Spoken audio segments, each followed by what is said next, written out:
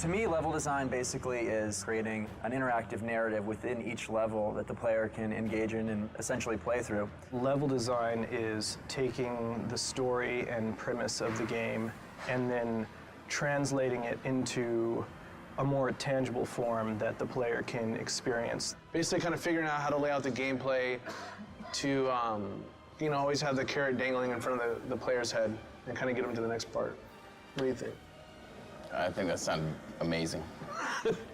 The script is pretty well written out, so you get a really good written description of what's going on, like what Kratos is doing, what's happening in the story. You just kind of go from there. I get a lot of flack because I say that we put the fun in the game, and I think that's really what we do in a nutshell.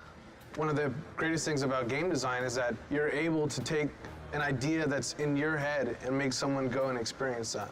We have so many tools in this universe and so many tools as far as what the game is built off of that we can pretty much do what we want. We're limited by our imagination, and I think that's one of the most fantastic things about working on this project. As a designer here at Sony, you can't just be good at one thing. It's really in our hands to do it all and do it well. We often try to integrate the puzzles into the exploration of the level and with the combat.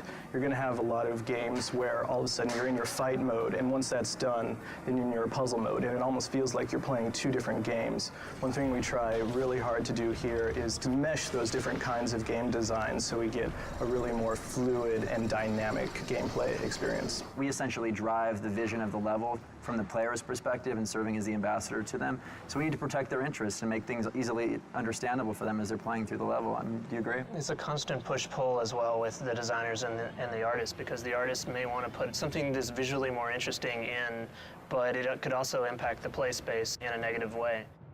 I can't emphasize enough how important playtesting is to our process. If we didn't have it, the game would not be what it is. Because when the player takes the product home, we don't want them to be frustrated. You learn so much just watching people play it. That's one of the most valuable things you could ever do, is just sit down, give the person the controller, and just watch them play, see what they do. I think one of the strongest things that this team has actually is having, the game director come in and play it, have members from all the disciplines sitting down, and because everybody, chips in, hey, how are we going to animate this? Animators are sitting in. How are we going to build this? World builders are sitting in. Is this even possible? Coders are sitting in. That process makes everything just improve immensely, and I truly, truly mean that. I think a lot of people will say that, but here, it's extremely, extremely, extremely noticeable. And this is some ideas that I had for a grapple section where basically Kratos would grapple onto a broken column, and that would cause it to fall over, and he would be rolling down the hill with it and climbing up. Kratos hits a grapple point, swings around this column, lands on the backside, which has it to tilt over. It starts rolling down a hill, and he has to scurry up it using his climb. He gets on top and then jumps off to land on a platform before the thing rolls off a cliff. So that's kind of just some of the stuff that we think. And when we talk about big moments, this is some of the stuff that we deal with. I have no set process. I'll go from paper to computer to design sheet and then back to paper. It's really kind of organic. I love this idea. There was another version where we had a Titan actually holding onto it and like eating as it's rolling down, like trying to bite you like it's a piece of corn. That unfortunately didn't make it into the game, but one of the things is just because I love an idea doesn't necessarily make it the best fit for the game, and being willing to understand that and walk away from certain things that don't necessarily fit, that's part of the job. This is my grandpa's old man puzzle. It's one of these kind of puzzles you got to figure out how to kind of put it together, but this kind of gave me some inspiration for the labyrinth. So the labyrinth is like this level where there's all these different cubes, and they're kind of like strung up throughout the cave entrance. And they're all like on these pulleys and ropes, and then as you go around the level, you kind of start slowly forming your own puzzle that you're gonna then go into.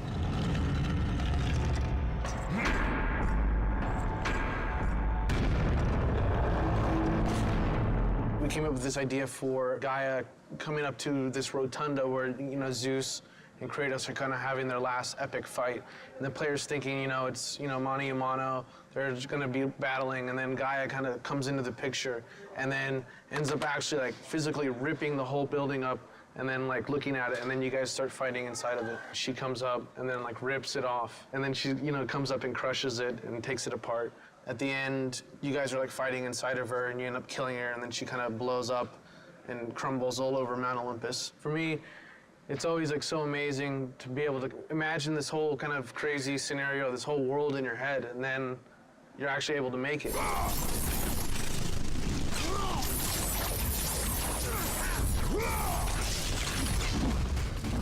I've been working on the Aphrodite Chamber, which is where one of the infamous lovemaking mini-games will be taking place within the larger game. This is the preliminary room that I brought up in Maya. Roughly what's going to be happening is Kratos is going to be going through a hallway here where he's going to come to this room. There's going to be a bed in the corner with curtains drawn, and as soon as he casts them open, he's going to see Aphrodite with two of her very lovely servant girls who quickly run away. She's going to go into the bed for a little hanky-panky, and we see the servants are very happy right there with what's going on. After finishing his job, Aphrodite is kind enough to draw back this large curtain, which will expose the portal, which will lead to another section of the game.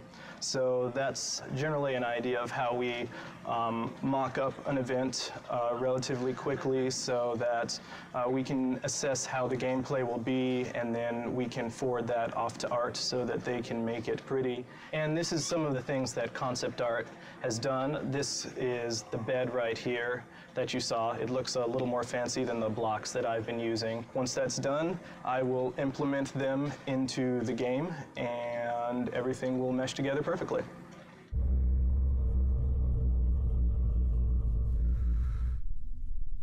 Be gone, Kratos.